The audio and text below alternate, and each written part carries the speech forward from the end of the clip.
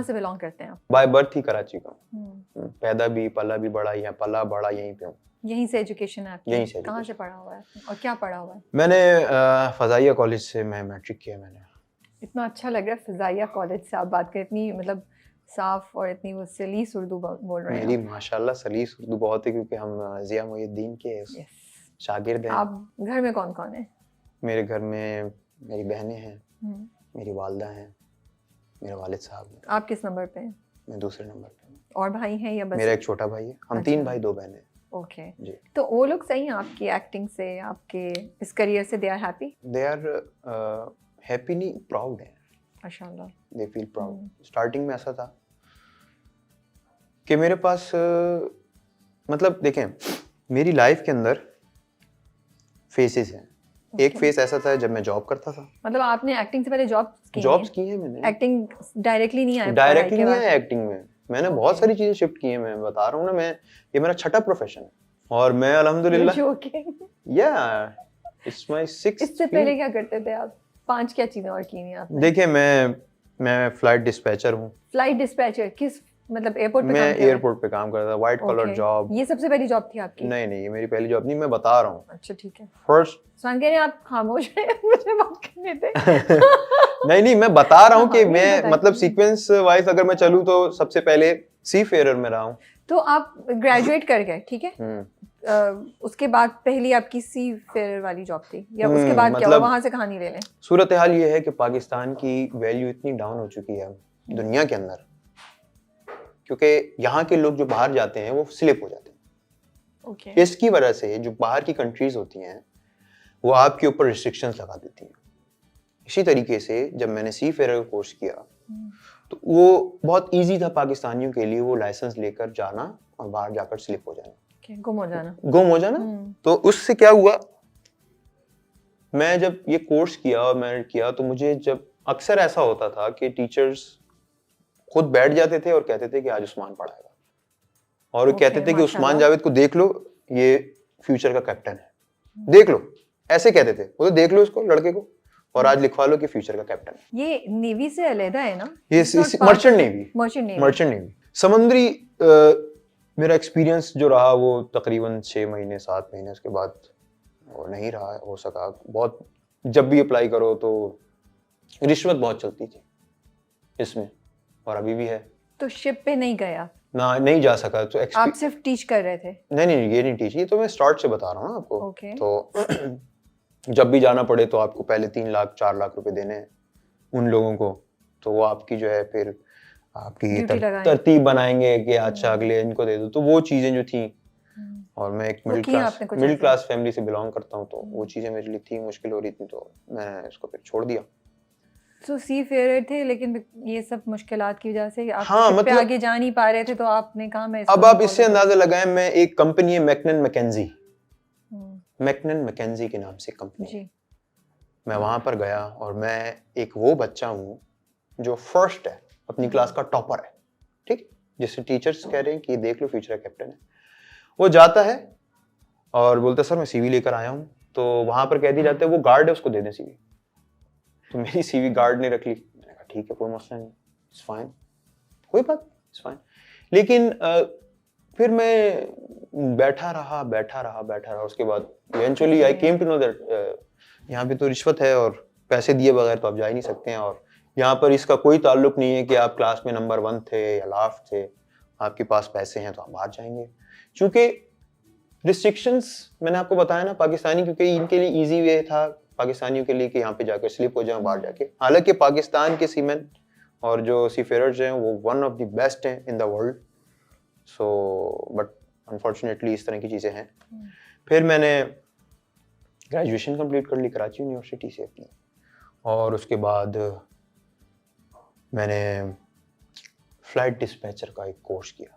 ये almost a pilot होता है, सारी नॉलेज होती है इसके पास, फ्लाइंग आवर्स वगैरह नहीं होते हैं, फ्लाइंग आवर्स करने पड़ते हैं।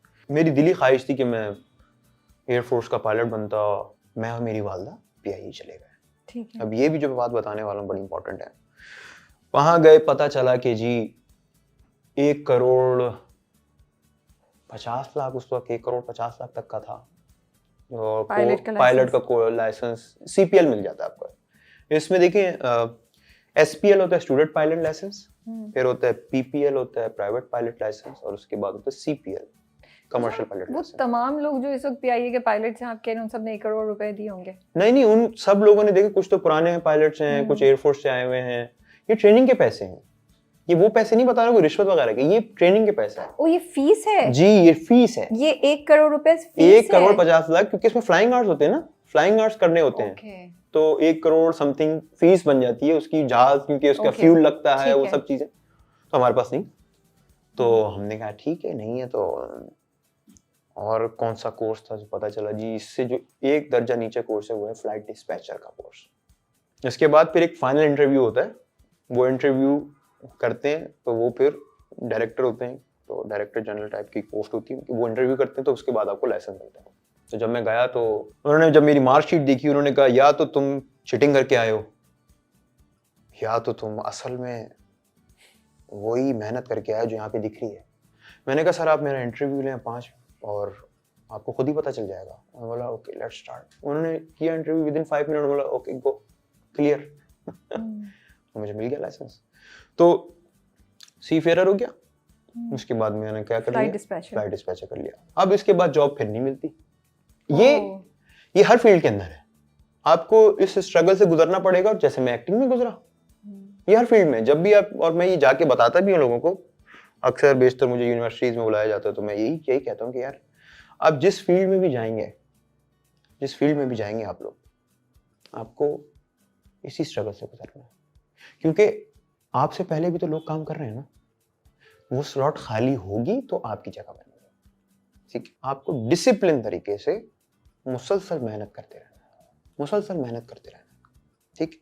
आपको सबसे पहले अल्लाह पे यकीन रखना है और उसके बाद मेहनत रखनी है, तो इंशाल्लाह आपका काम हो जाएगा।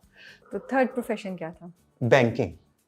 ओके। मैं MIS कोऑर्डिनेटर रहा बैंकिंग में। मैं पर्सनल लोन, कितने से किया? रेडी लाइन, सिल्क बैंक में था मैं। ये किया, फिर मैं बिजनेस किया, मैंने एक्सपोर्ट करता था चावल यहाँ से, उसमें मुझे लॉस हो गया और हमें लॉस हुआ। एक बंदा यहाँ पैसे लेके भाग गया मेरे, जब वो पैसे लेके भागा तो ये पैसे हमें हमारे मामू की तरफ से मिले थे कि चलो तुम लोग अपना बिजनेस स्टार्ट करो, मैं और मेरा भाई, बड़ा भाई।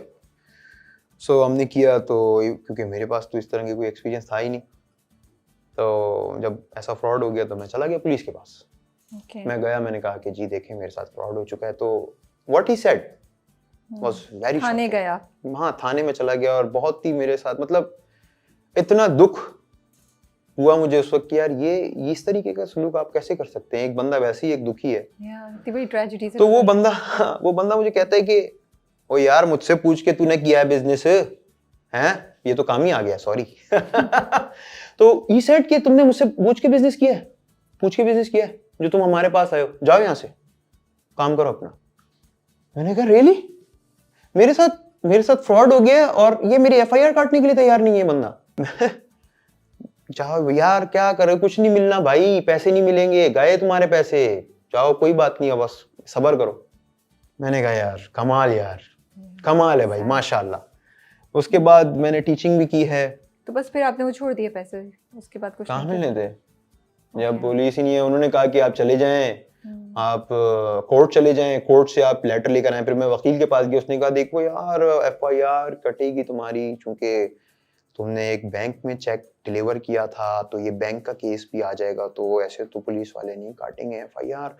तुम कोर्ट से हम लोग ना लेटर बनवाते हैं FIR का, और वहां से मतलब कोर्ट से पहले जाना पड़ेगा, कोर्ट से फिर वो करेंगे, फिर जाके FIR कटेगी। मतलब कितना मुश्किल प्रोसेस कर दिया उन लोगों ने मेरे लिए। सही बात है, ठीक है। इस तरीके की हुई बातचीत। तो ठीक है, खैर उसके बाद आप कहाँ पहुंचे? उसके बाद मैं पहुंच गया, मैंने टीचिंग भी कर ली।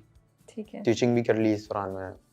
अब मैंने कहा यार अब मैं सब कुछ कर तो लिया है, फायदा नहीं हो रहा, कुछ मजा नहीं आ रहा। अब इस दौरान जब मैंने बैंकिंग कर ली, टीचिंग कर ली, टीचिंग के बाद अब मुझे वो प्रोफेशन मिल गया, अब मुझे जॉब की ऑफर मिल गई। ठीक है, मैं कोशिश फाइनली जॉब मिल गई।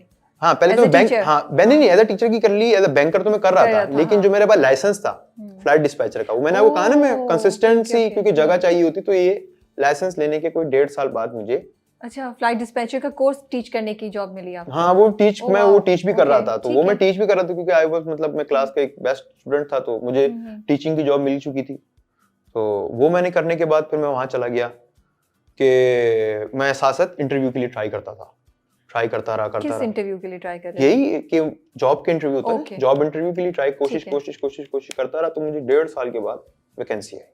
ठीक है। 1.5 साल के बाद मैंने वैकेंसी अप्लाई किया और मेरा इंटरव्यू अल्हम्दुलिल्लाह फर्स्ट इंटरव्यू सेलेक्ट हो गया, क्लियर हो गया।